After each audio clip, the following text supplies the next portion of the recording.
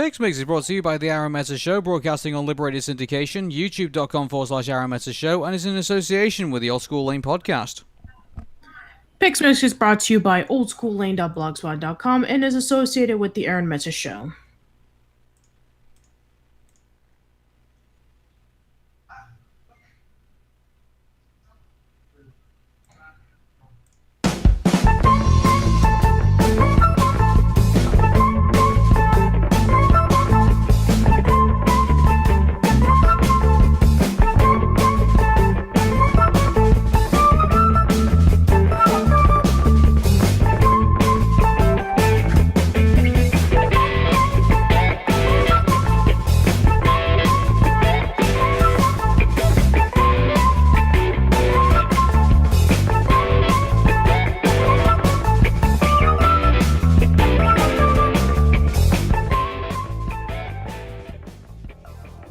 Welcome to PixMix with Arun. And Patricia. Hey Patricia, how you doing? I'm doing good, thank you. Yeah, and I have to say, I think we're in for a very monstrous film, I guess, of monstrous proportions, I guess. Yes, pretty much so. So, for those who have been tuning into PixMix, we're just about almost done with discussing about every single Pixar movie, and we only have 2 left. So the last time that we got together, we actually flipped a coin. We did not use the random wheel because it was just 2 left. There was no point to it. And so today we're going to be discussing about a movie that for the longest time on PixMix, we've always wanted to see a sequel of. And now we're going to be talking about why it should deservedly be so. Yeah, so here we go.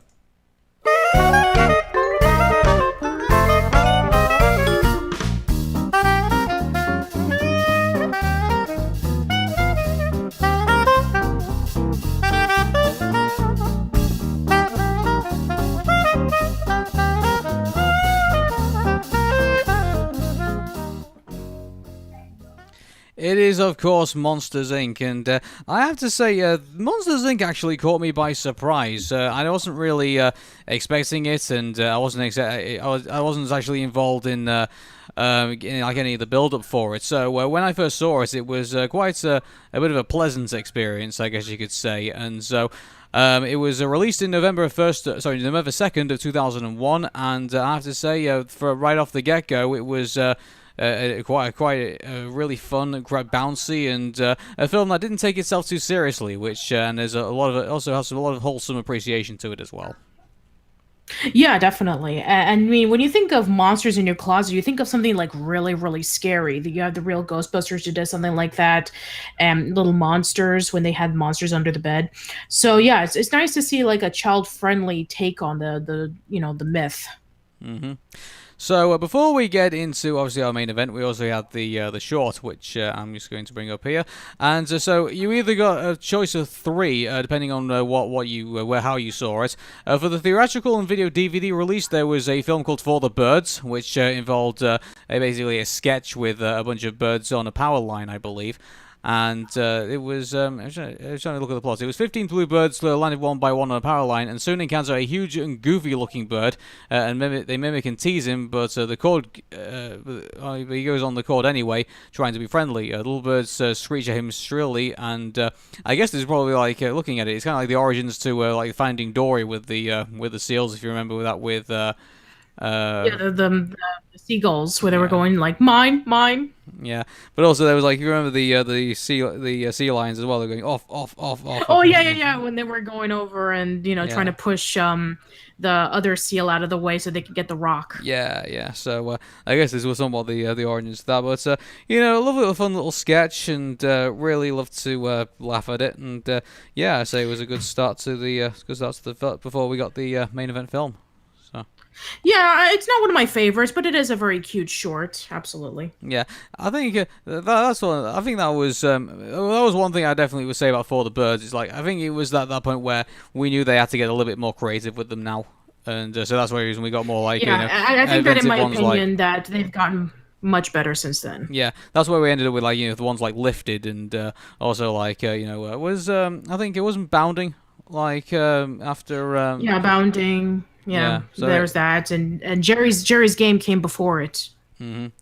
and also there were some other ones as well. If you got the video DVD release, you also got Mike's new car, which I believe actually, if you got the video release as well, the VHS release, you also got Mike's new car at the very end of the film. So you have to wait Yeah, you around did until because I actually did own this movie on VHS, and you did get to see it like when you watch all the way through the credits. Or if you fast forward it because you could back then yes, you did have a chance to see Mike's new car at towards the end. And basically, Mike's new car is that we already know about how obsessive Mike is with his car in the beginning of the movie, and so in this short, he has a brand new car, and it has a whole bunch of like goofy little gadgets and like really silly ways of trying to kind of like inconvenience Sully every time he tries to sit down. It just goes out of control. And then the very last one was Pantosaurus Rex, which was included in the Blu-ray re-release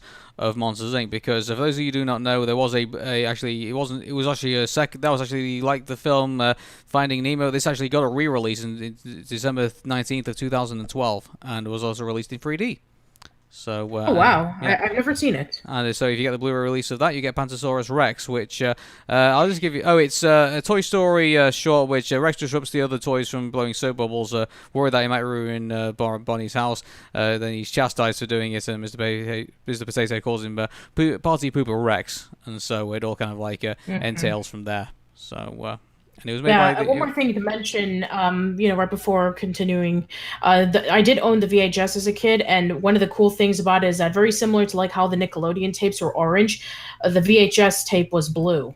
Yeah, they were always into that, weren't they? Nickelodeon and Disney and various changing the colors of the tapes, and Yeah. Very rarely that would be a case.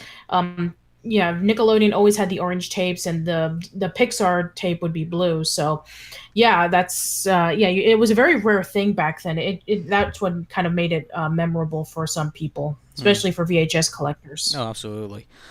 So, let's get right into Monsters, Inc. So, Monsters, Inc. is set in Monstropolis, a city inhabited by monsters, some of whom emerge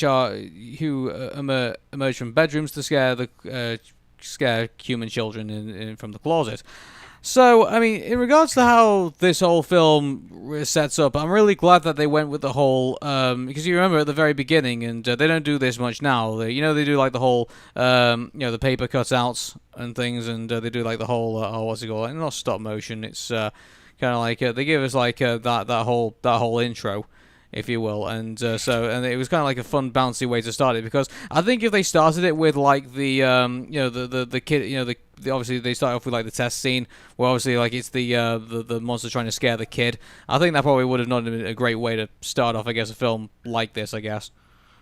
So it would have scared the kids for sure, yeah. Yeah. So basically, it does start off with a monster trying to scare a kid, and then he kind of gets freaked out, and he trips and falls into a bunch of jacks, and he gets hurt, and it turns out to be a simulation from Monsters Inc. And they're training a bunch of new monsters so that they can be able to scare kids, because scaring kids and getting their screams is how they're able to power their city. Yeah, mind you, you look at those monsters and you think, how on earth did they get hired for this job? Because it's like, they start off so useless. And I guess it's great setup, because then you get introduced to Henry Waternoose, who's obviously the chairman and chief operating officer of Monsters Inc. And he explains basically why they're there. And imagine the one thing I was a bit mesmerized by was a bit confused by, I guess. When there's that one monster who basically said, "Oh, you can't make me go in a kid's room," and it's just like, well, why did you sign up for the job if you couldn't do it?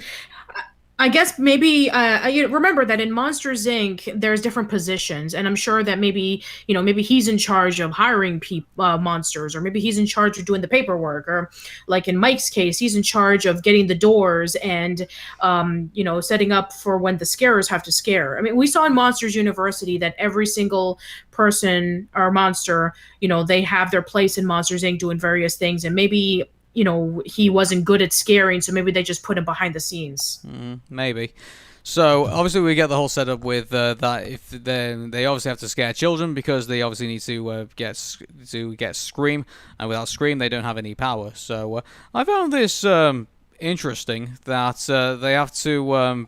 So basically, it's like I'm interested to see how the Scream actually physically works. I mean, was that ever explained in Monsters University when we first saw that? Because I don't think we ever did get an explanation on how the Scream worked in the university. I mean, for anybody who did watch Monsters Inc. and then watch Monsters University, you kind of already knew how it worked. I don't think they give like further explanation on it. Yeah, I mean, obviously, like, my biggest fear is that they might have like given like a really stupid explanation, kind of like kind of like the midichlorian things for like the Force in Star Wars. And things yeah. I think that we even did talk about that in Monsters University, that it would have been so nice if maybe we would have gotten a backstory of the monsters and the humans and how they learned of how Screams were able to power up their cities and everything that they have. Yeah, unfortunately, it all just focuses on, hey, Mike and Sully are going to college and let's just parody Animal House and Revenge of the Nerds. Yeah, I just think, I don't know, maybe it's a good thing we didn't get the origins of Screaming, maybe in Monsters University. Maybe it would have had a terrible explanation, thinking about it. So, yeah, I mean, that's basically where we are. And so we were introduced then to James P. Sullivan, also known as Sully, and he's obviously partnered up with Mike Wazowski, and they're obviously living together as best friends and roommates. Sully is a gentle, easygoing creature, and Mike is obsessed with his car and dreams of marrying his girlfriend, and obviously making Sully, obviously the top scarer, and obviously obsessed with all of that. So obviously you get two obviously conflicting. It's kind of like the Odd Couple, isn't it? Like you get two conflicting people. Yeah, very much like the Odd Couple, absolutely. So essentially, you have Sully is your Felix, and Mike is your Oscar. So you have Oscar, who's like this bit of kind of like an easy go-getter, while Felix is very uptight, a very case in which Sully is always like obsessed with work, which again does not fit with Monsters University, in which he's like this prideful monster who thinks that he's the best. While in Monsters Inc., he's very down to earth, he's very humble, and he's just naturally good, and he's just so obsessed with his job. Yeah. All he wants to do is scare. He doesn't have any thing else to do afterwards. So, and then we see Mike, who is just pushing him to be the best scarer. He's basically his confidant, his assistant, his best friend. So that's essentially that. And it's actually pretty cool. One of my favorite scenes, when they have the Monsters Inc. commercial, and then they have the Monsters Inc. logo covering Mike's face. And you might be thinking, oh no, Mike is, his face is covered. He must be really disappointed, but he's actually really excited because he's on TV. You want to know something funny? Is that Channel Frederator recently uploaded their 107 facts on Monsters Inc. And you know what they did? They actually covered the 107 facts on Mike's head to kind of like fit with the theme of the movie. Okay, yeah. Mind you, how many of those 107 facts are actually correct? Well, I mean, to be fair, it used to be a case in which back then, if you got facts from various sources, if they weren't correct, then that would be the case. But, ever since the Jungle movie, ever since the 107 Facts of Hey Arnold, I think that because a lot of the facts were inaccurate, they had to redo it again in the form of like the 107 Facts of the Jungle movie, and then they put in the correct facts of Hey Arnold, including the Jungle movie. And I was actually commissioned at one point to actually do a video on 107 facts, but I couldn't due to me going through a lot at the time. And how you did it is that they gave you an Excel sheet discussing about, okay, you need to put in production order and any interesting facts that you would know about from the actors and behind the scenes stuff. And you have to give like reliable sources. You have to actually give a link that is a reliable source, absolutely no Wikipedia. So I guess that since then they have learned their lesson. Yeah, I guess they have done as well. Okay, I mean, the one thing I'll definitely say about the characters in Rose, I love the casting. Like, I love the fact that Sully is played by John Goodman, and I love the fact that Billy Crystal is playing Mike Wazowski. And they also Yeah, because remember we talked about in the Toy Story PixMix that Billy Crystal was going to be Buzz Lightyear, but he decided to turn it down because he didn't think that he fit the role, and so Tim Allen got it. And back since then, he says that that was the biggest mistake on his career. So I guess he must have been really happy to know that he gotten a second chance doing Mike in Monsters Inc. and also And as for John Goodman, John Goodman, his career was like booming in the late '90s and 2000s with like The Big Wazowski and with Coyote Ugly, and then voicing so many characters. Like he was Baloo in The Jungle Book 2, he was Pacha in The Emperor's New Groove. So many characters, many characters. This was when this was like the biggest boom in his career back then. I wouldn't necessarily call them hits by any means of the imagination, but I remember some of the roles that he played which weren't so great. I mean, I remember when John Goodman was King Ralph, and I remember also when he was Fred Flintstone in that Flintstones movie. And, yeah. That's true. And also he was in B movie as well, so there's that. Yeah, and also we got one of the very last performances of James Coburn, who played Henry Walsonus. Yes, that's right before he passed away. Yeah, and he passed away actually a year after Monsters Inc. was released. So it was. That's right. Yeah, and I again, the casting, in my opinion, is brilliant. Like, I'm trying to remember who. I think it was Jennifer Tilly played Celia in. Yes, that's correct. Yeah, Jennifer Tilly was Celia. Yeah, Cecilia. And, she was, Jennifer Tilly. She's been in a lot of things. She's been in Bride of Chucky. She's been in Family Guy. She was the voice of Lola in Hey Arnold. So, yeah, she's done a lot of roles since then. And, so I think, whoever did the casting, I'm trying to remember who did the casting for that. Whoever did it, you good job. Because, like, you grabbed the people who actually, were absolutely, born to play these roles. In a way, and so pretty much, yeah. Yeah, so it was great on that side. So going back to the story, so obviously they're two roommates, but obviously they also work together in Monsters Incorporated, and also it comes on the backdrop of a scream shortage. So obviously kids, they're going for the dilemma of the underlying dilemma of the film seems to be that kids aren't getting scared as much as they used to anymore. And so obviously they're having to rely on they're pretty much their first line pretty much to their big guys to really bring in as much scream as they can, and so obviously they bring them onto the scare floor. They're obviously these big monstrous guys, and also we're also introduced to our pretty much our antagonist for this film, which is Randall. Yes, Randall, played by Steve Buscemi, who, in Monsters University, they made him out into a complete wimp. So it's nice to see him at least a little bit threatening and giving off his usual slyness that we knew from Monsters Inc. And yeah, it's actually kind of odd that, when looking back at Monsters University, he had this rivalry against Mike, but now he has a rivalry against Sully, which I guess, to be fair, maybe Randall, when he lost the braces and the glasses, maybe he started using his camouflage to his advantage, and knowing that Sully was part of the Sullivan lineage of scarers and what have you, and then they decided to become rivals. It really makes you wonder about what happened in between. But yeah, basically Randall wants to be the top scarer, but Sully has been number one for a long time, and they have this competition going on, at least for him, about like scaring the most kids right before a certain time runs out. Mm-hmm.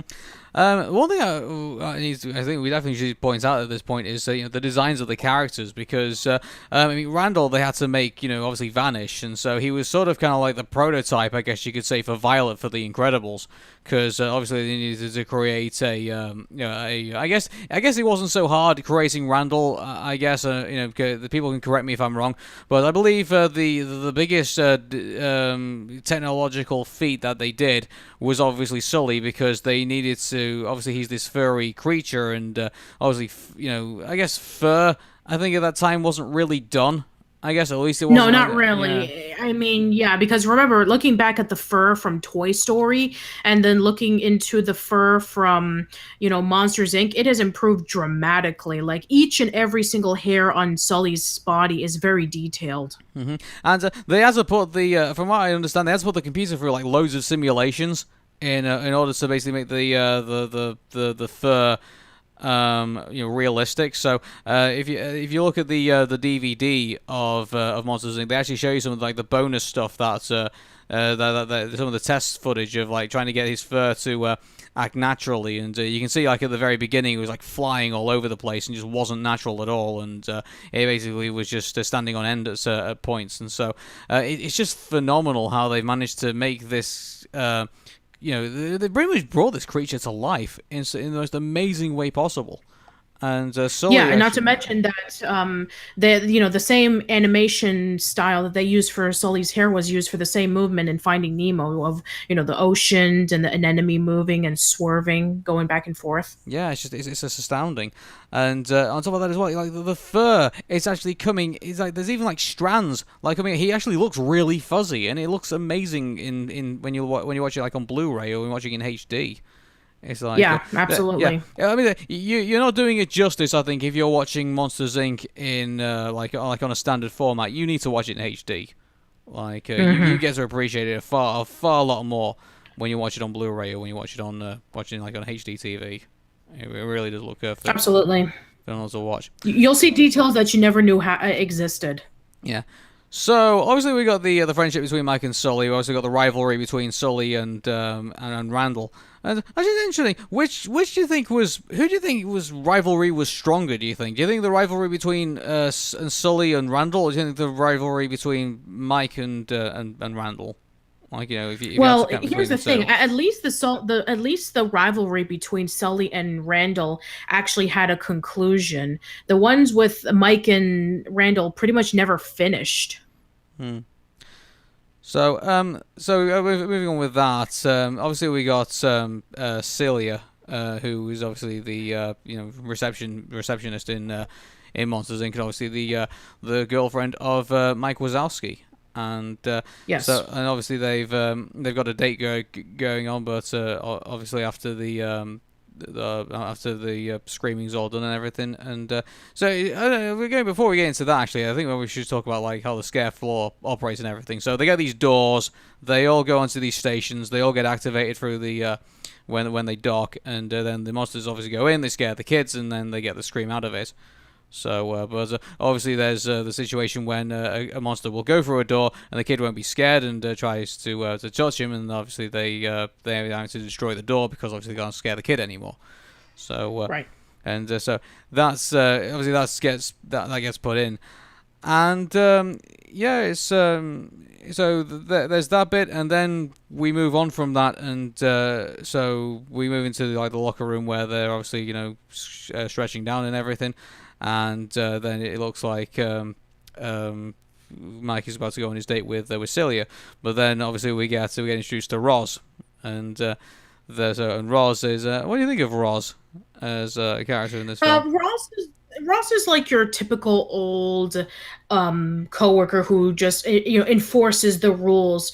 You don't really know too much about her until like the very end, and it just comes out as a complete surprise. But she does have a couple of funny moments with Mike when it comes to like him getting his work done and he doesn't. But yeah, I think that in my opinion, I think that the character of Edna Mode is kind of like a little bit better in my opinion in terms of like a side character who has this like distinctive like masculine voice and a lot of personality. Yeah, I think Edna had more function. I think in in The Incredibles than Ross had in Monsters Inc. So Well, we don't exactly, and like we didn't know about who Ross's role was really until the very end.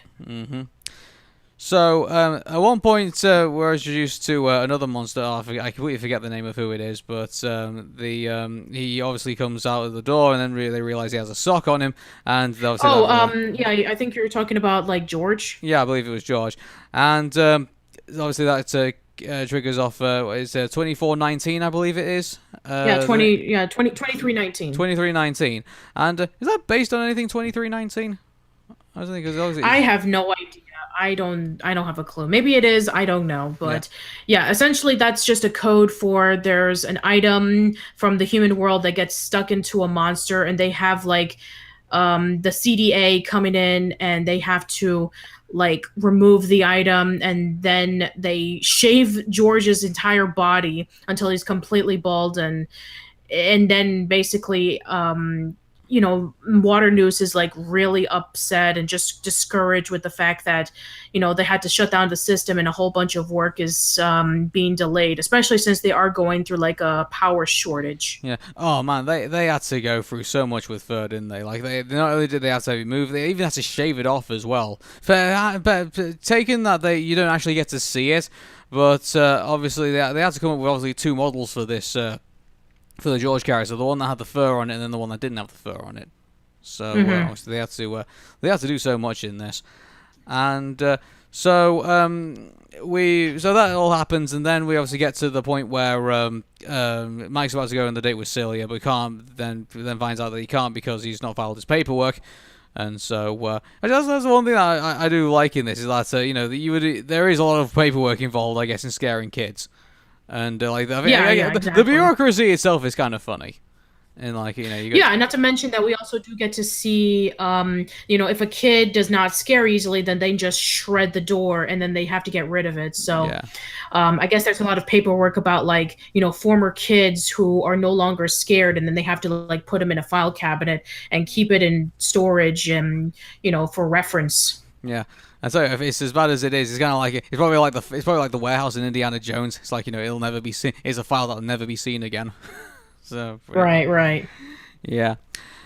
So we go from that, and we obviously get the Mike's worried he has to give his table away at the restaurant that he's going to be taking Celia out for a date. But Sully steps in and says that he'll do it, and so he goes back to the scare floor to go get the paperwork, and he's going to go file it, but then realizes that there's still a door in the station, and he calls out for anybody saying that there's still a door there, but he goes in, there's nothing there, and he closes the door, and then realizes that he's actually let out a child, which was going by when we're introduced to Boo. Yes, this is where we're first introduced to Boo.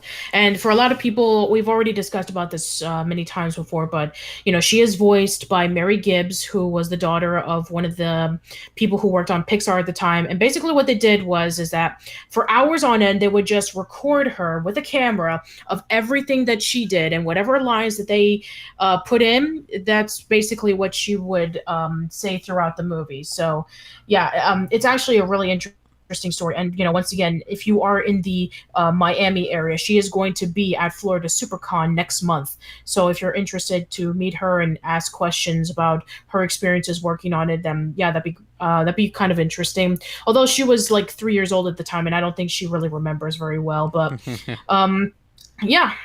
it should be fun. Yeah, I was just thinking that that type of trying to get lines from her in that style, like it kind of reminds me of you remember Fantastic Mr. Fox?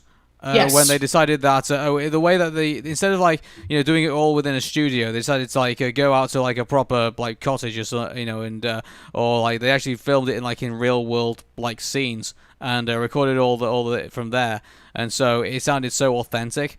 And so I think I like the level of authenticity that they tried to give Boo, and by following a kid around and recording whatever she wanted to basically say.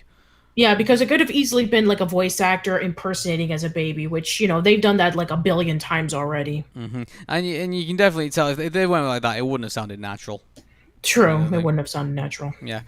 So Mike's in this dilemma, and also to keep that in as well, they all think that kids are radioactive, and that if they touch them, they could get killed. So obviously it's like pretty much it's like us dancing around plutonium. It's there's going to be disaster all around. He somehow finally manages to get him into a zipper bag, and then takes him away from the factory and tries to go off to Harryhausen's, which is the place where Mike and Cecilia are having their date. Yes, it's a reference to Ray Harryhausen. He was the one who did a lot of stop motions for monsters such as Jason and the Argonauts, Clash of Titans, the Beast from 20,000 Fathoms, Mighty Joe Young, and many, many more. Yeah, imagine having a place named after yourself in a movie. It's oh hey, we're gonna go to the Arameta bar. That'd be awesome. Yeah, it'd be pretty cool. We're gonna go to Patricia's Diner. Oh. Where is Patricia's Diner? Oh, it's on Old School Lane. That's very clever. Yeah.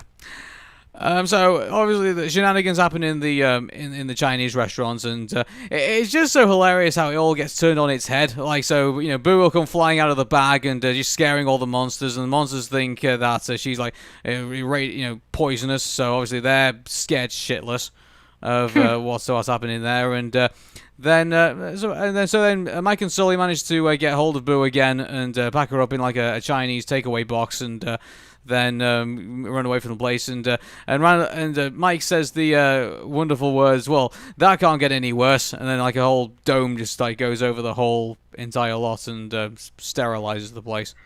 Yeah, and then you have the news coming in describing about, that a child came in and everybody's just overreacting. Like you have one monster who says, "Well, a child came in and blasted the building with its laser vision," and then there was like another monster who says, "I tried to stop it, but it picked me up with its mind powers and shook me like a dog." And then you have this like doctor reporter who says, "It is in my professional opinion that it is the perfect time to panic," and then it lines up perfectly with Boo dropping the TV that the news is playing, and then Mike and Sully are just running away, like panicking. Yeah, and they're like all like wearing like oven mittens and things like that, just like to protect themselves. And it's like, guys, if that's, it's just that in itself is just hilarious to watch, because they've got scuba gear on and things like that, and like flip flops and stuff. It's just, oh my goodness, it's like it's just so much fun.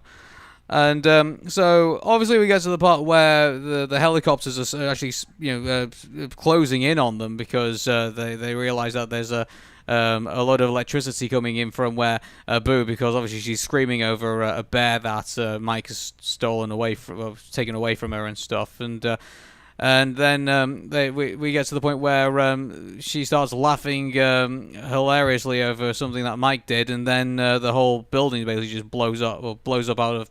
Just basically goes for a surge and just all the lights blow out. Yeah, and this is great foreshadowing to feature that laughs are much more powerful than screams in terms of power. Mm-hmm. I still want to know how it all works, though. Like, it still leaves me feeling how does this all work? Like, I don't know. Yeah. I mean, I wish that Monsters University would have answered at least some inkling of this. Mm-hmm. So we get a moment where now there's Mike and Sully and Boo are starting to bond, and so he tries to get him to go to sleep, and she does, and there's that touching moment where he actually wants to watch her kind of sleep, when he walks through the door, and then realizes that. So there is that moment where they look like he is starting to take a bit of shine to her. Which I think is adorable. And he goes up to Mike and says, "Oh, I don't think that kid's dangerous." Mike just says, "Oh yeah, let's keep it. I always wanted a pet that could kill me." So. Yeah, exactly. And then it comes with a bunch of ridiculous plans, like using only spoons. We're gonna dig into the city and release it into the wild. And then they come up with the amazing idea, which is. They tear up a bunch of chair fabric, put some lights on top of her, and make her a disguise, and turn her into a monster. Right. And so all the the idea is that they're gonna put her back in the door, and everything goes back to normal. But it's not easy because the CDA is all over the place, and there's evidence to show that the monster, that Boo could be there, and everybody's on alert, and so yeah, it's just it's going to be a lot more difficult for Mike and Sully to return Boo. Mm-hmm. So this obviously leaves up for a lot of shenanigans for this happen, because Boo obviously runs off, and then there's that hilarious scene where they think she's been crushed in a trash compactor, and so then the facial expressions of Sully, and just the noises that that John Goodman makes to reach out all these emotions. It's brilliant to watch, and so he's there hugging around like a cube of garbage, and I actually thought it was pretty dark, thinking that Boo is actually being crushed by the trash compactor, once again going back into Brave Little Toaster. But no, it turns out that it was just one of the eyes that fell off, and Sully thinks that Boo was crushed in the garbage, and it looks like the cube looks very similar to the trash in WALL-E. Mm-hmm. So obviously we get to the point where they're reunited after that whole shenanigans scene, and then we get to the point where Mike needs to find the card key for obviously getting the door back, and he decides just to grab some random one from somebody and tries to basically send what is it that door that they go through? I mean, what country? I mean, it sounds like yodeling, so probably Scandinavia, is that? I guess something. I guess, yeah. Yeah. So obviously, Sully isn't buying any of it. Closes it and says, "This isn't Boo's door." And then Mike says, "Boo? Who's Boo?" And he's like, "Oh, well, that's decided what I decided to call her." And then Mike just says, "Once you name it, you start getting attached to it." And it's just, the dialogue just builds up at that point. It's so brilliant. Yeah, exactly. The dialogue builds up so much is that when they're arguing, everybody's just looking at them, and then Mikey is making up a lie saying, "Oh, we're going to be making a play called Put That Thing Back Where You Came From, or So Help Me." And then everybody is just like working and going back to normal, and it's like, okay, that sounds cool. It's like, yeah. I do love how all this it feels like a bunch of sketches that all just kind of like all mold together within one story, which I think is brilliant. It kind of feels like, Life of Brian or like the Holy Grail or something like Monty Python would all we come up with. Like, I mean, the fact that Billy Crystal is a comedian and he has been known for doing like various sketches like that, I wouldn't be surprised if some of it was improv. Oh yeah, I bet it was, and I bet it was written for that as well. Like when they knew that they were going to get Billy Crystal for this role, I think the scriptwriter took a look at it and think, yeah, we're going to play this guy to his strength. Yeah, very similar to what they did with the genie from Aladdin, in which anything that Robin Williams did as improvisation, they decided to add that into the movie. Same thing with James Woods when he did Hades from Hercules. Mm-hmm. So they're still in the factory, and a mistake.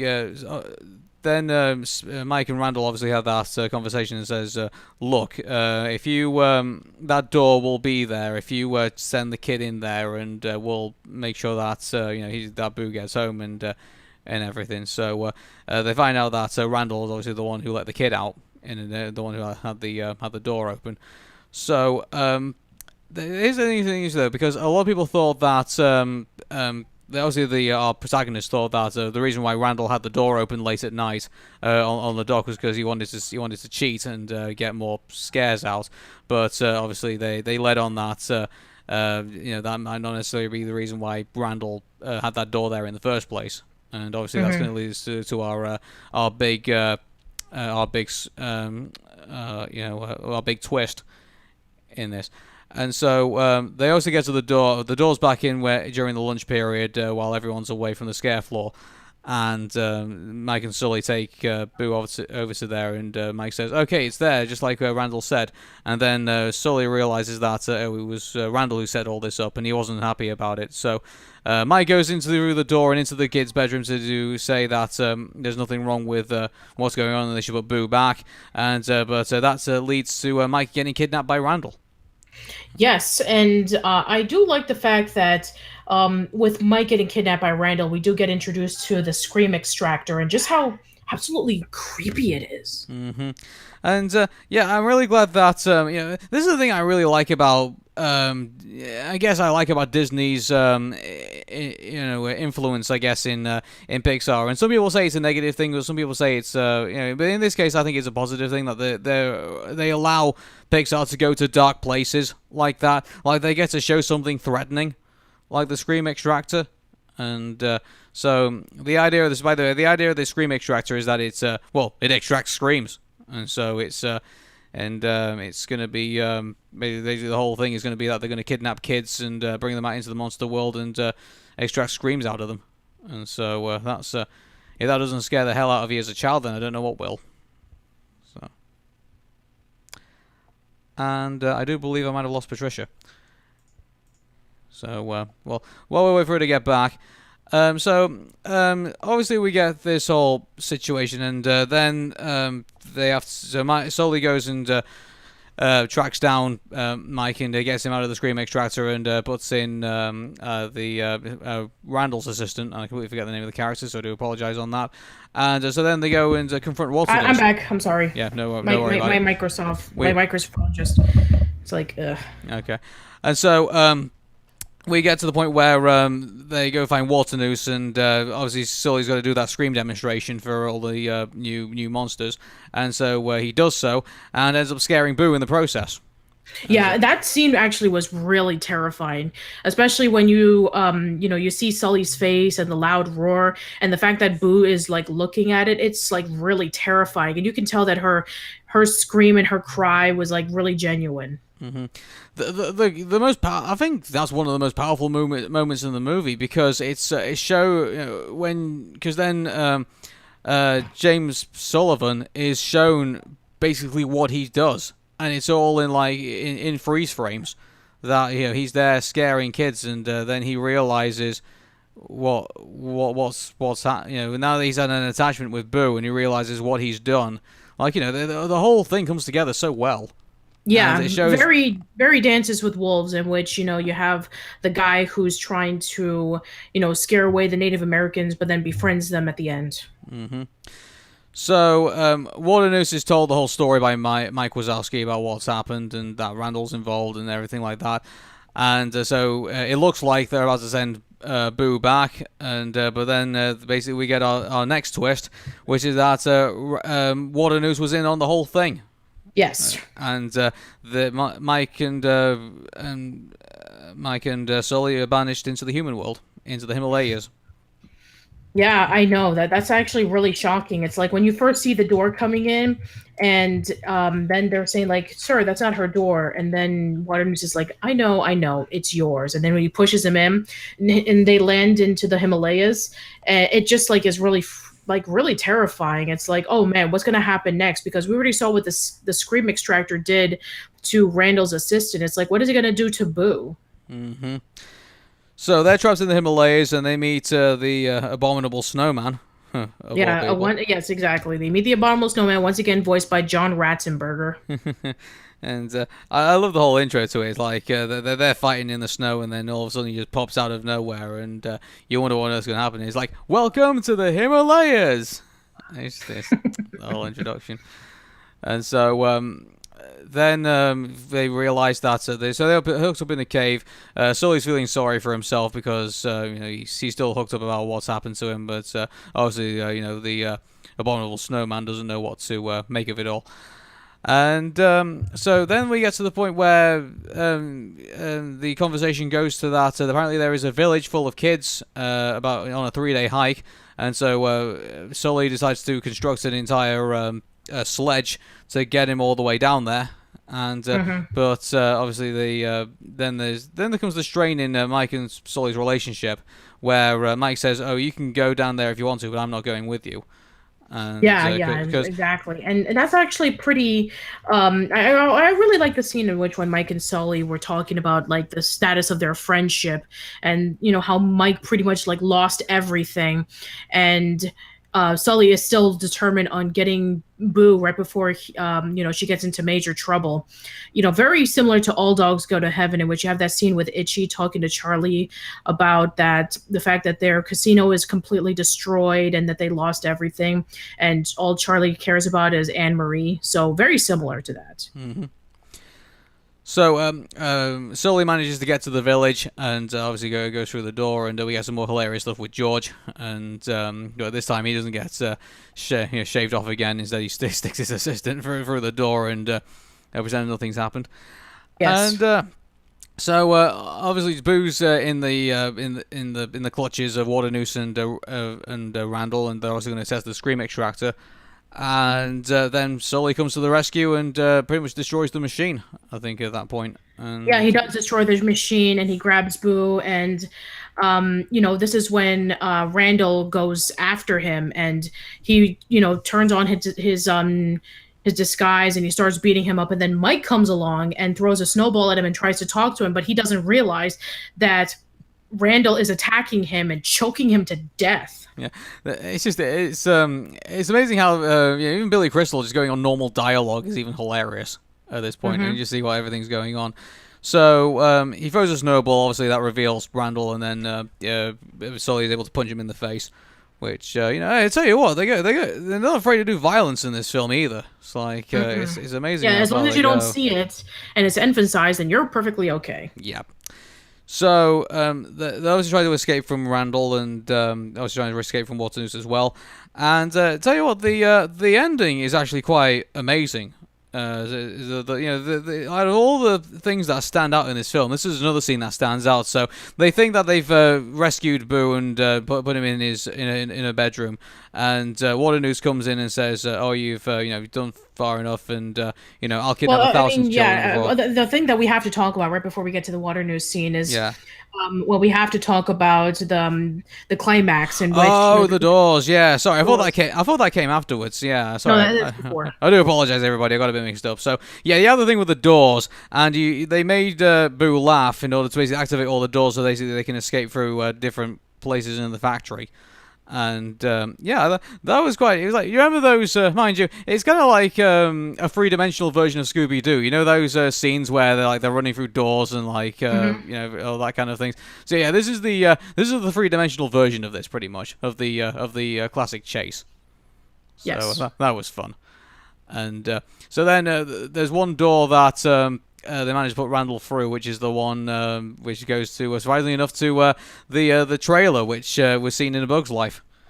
And, yes, the same trailer that we saw in A Bug's Life, and it's like in this, like this redneck kind of family who lives there, and they think that Randall is an alligator, and so the mother beats him with a shovel. Yeah, and also you notice that the Pizza Planet truck is also parked outside as well. Yeah, I wouldn't be surprised if maybe that's with the Pizza Planet truck. I mean, it's like Pizza Planet's everywhere. It's in Toy Story. It's in Finding Nemo. It's in A Bug's Life. It's in Monsters Inc. It's like Pizza Planet must be like a huge conglomerate pizza joint, Pretty much. So they destroy the door, which Randall's been sent through, and then obviously we get to the part where we're also being chased by the CDA and Waternoose.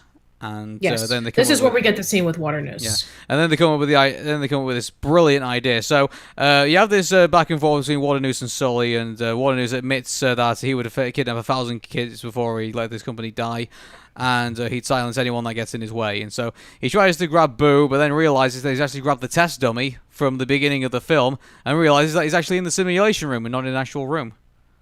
So, yes, that's actually really, really clever. A callback from the beginning of the movie and basically coming full circle at the end. Yeah. How many times do we go full circle? Well, obviously, this is not the Arun Meta show, but he seems to go full circle quite a lot of times when we talk. Yeah, true. So, yeah, and we do it in our Pixar films as well. So, Waternoose gets arrested, and pretty much all the monsters are basically saying, "Oh, we get the rest of the day off." And then one of the guys says, "You idiot! They're going to shut down the factory!" And then everyone's really shocked at that. And so obviously we have the emotional scene then after that because they finally find Boo's door and they finally take Boo home, and but Roz, who is then revealed as the person who's in charge of the Child Detection Agency, and known as Number One, she has to say that Boo has to return to the human world, but her daughter has to be shredded, and they can never see each other again. And that's after everything they've been through in this film, that is heart-wrenching. That is very, very sad. Yeah. So, but it's not fully over yet, because even after the door was shredded and now Sully is the president of Monsters Inc., and then they decided to use laughter instead of screams, the business has gotten better than ever, and now Mike and Sully are entrepreneurs. And then we get the scene in which it took Mike a long time to put together Boo's door, bit by bit, splinter by piece of wood and everything. And so then Sully actually saved a piece of wood from Boo's door, and he's had it all this time. And so he puts it in, and the light comes on. Then when he opens the door and he sees Boo, that's the end of the movie. Yeah. And you know what? I'd be interested to see how old Boo was at that time, because if it was, and to be fair, we did see in the chart that it's like 1 year later, so I don't think that she would have been that older. Yeah, so she would have been like a year older I think Yeah, at that about a point. year older, but I think that she would have like spoke a little bit better than what she did when she was like a toddler. Yeah.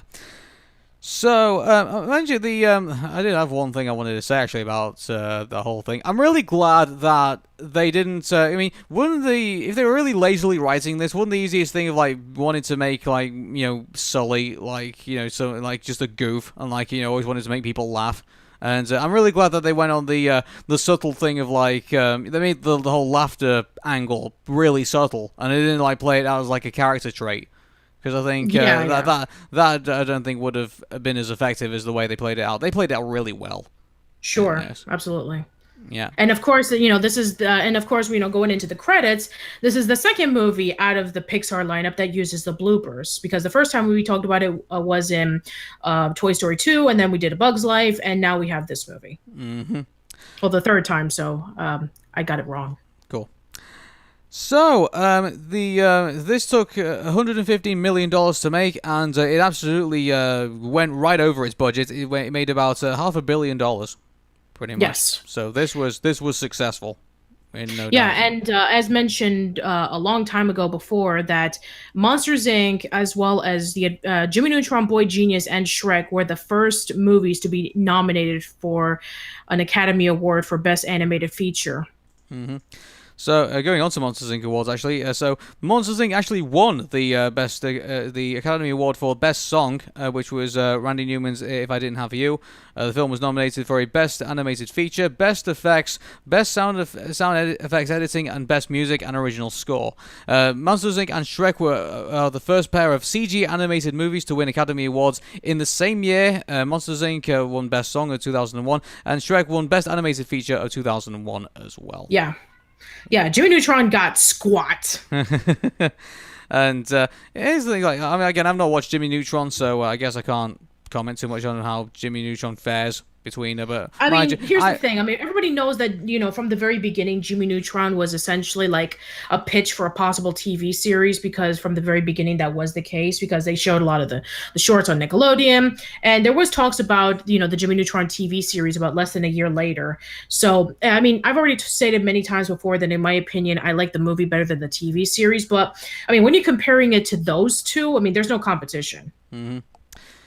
So let's score this thing, shall we? So, Yes. I mean, in regards to Monsters Inc., I find it really enjoyable, and I really do like this. But I will say that there are some, a few drawbacks from it, I think, and that is that sometimes in regards to like the beginning of it, where I was a bit confused about like the monsters at the beginning. I know there's probably explanations for it as well, but I just felt it was kind of like a bit of a weird beginning, even though it did set off very well with like the whole musical intro and everything like that.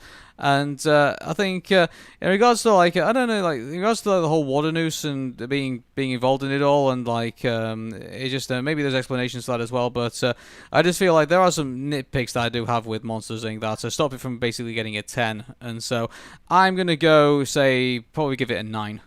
Yeah, I'm going to give it a 9 as well, because there are a few drawbacks to it that I'm not really too crazy about, or they don't really give like detailed explanation on some of the world building or some of the way that things work. But a lot of the other things are fantastic. Like the casting is amazing. I love the story. The premise is unique. The relationship between Boo and Sully is phenomenal. Good Dinosaur should have taken a lot of hints into how to make a proper a plot about like a person and a creature into this. So yeah, I think that, for all of that, I do absolutely give it a 9 out of 10. It's definitely one of Pixar's best for a reason. Mm-hmm. And there we go for another PixMix. And, I mean, we might as well just tell you what the next one's going to be, because there's only one left, and that's going to be Brave. So yes. My God, Brave. I have a lot to say about that movie. Yeah, and it's kind of sad that we're kind of going off on that one, I guess. I would rather have gone out with Monsters, Inc. than... I'd rather have gone off with Toy Story 3. Yeah, I guess that one as well. And mind you, it would have been... I guess it would have been more uniform, I guess, if we went out with The Incredibles. But obviously, the Wandering Wheel didn't want to give us that, so... No, it gave it to us pretty early on. Mm-hmm.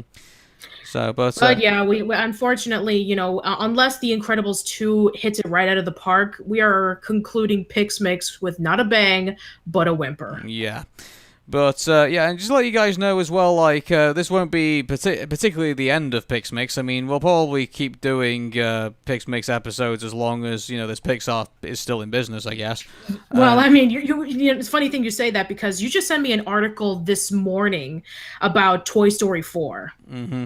And, actually, yeah, I think we should probably make news on this. Yeah, about three quarters of the script's going to be rewritten. Like, That's not good, especially no. since the movie is supposed to come out next year. Yeah, it's like, well, mind you, I guess they're not starting from scratch, I guess, with Toy Story, because, like, I mean, unless they're gonna, like, retexture and remodel, like, the entire, Toy Story group, like, they already exist already, and so I guess they kind of know what to expect, physically and how they sound and everything like that. So I guess, in regards to that part of the production, I guess that's not going to be too much of an issue, but, obviously there needs to be a lot of time put towards the story, and if they're going through production hell with a story, like, this can look as pretty and it can look as nostalgic as it possibly can, but, if there's no good story to it, like, why on earth are they trying to do it? Yeah, exactly. This is very similar to what happened to The Good Dinosaur, in which they pretty much just scrapped all the original voice actors and stories and pretty much like rewritten it. And also with Brave, which we'll talk about next time, and which that went through a massive mess. But yeah, Toy Story 4 now is getting a little bit concerning. Yeah. So the schedule looks like this for us at the moment. So we're going to get Brave next week, and then after that, we're probably going to do. Eventually, we're going to do The Incredibles 2, and then I think after we've done The Incredibles 2, we'll have like an overview of like all the Pixar films that we've reviewed, and we'll probably like talk about anything that we might have missed out, and also rank also the probably our top best and top worst of Pixar films.